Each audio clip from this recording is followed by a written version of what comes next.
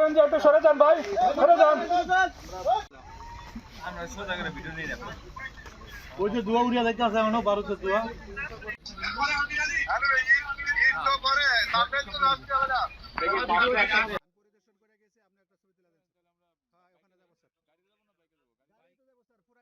পিছনে যান।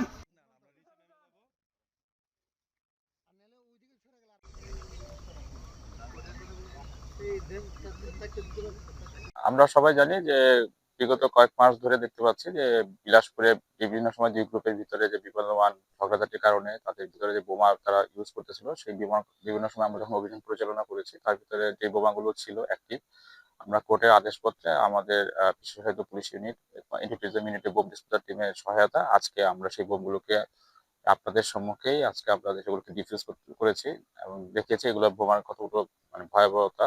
এগুলো যদি আসলেই হতো তাহলে প্রাণ নাশের একটা সম্ভাবনা ছিল।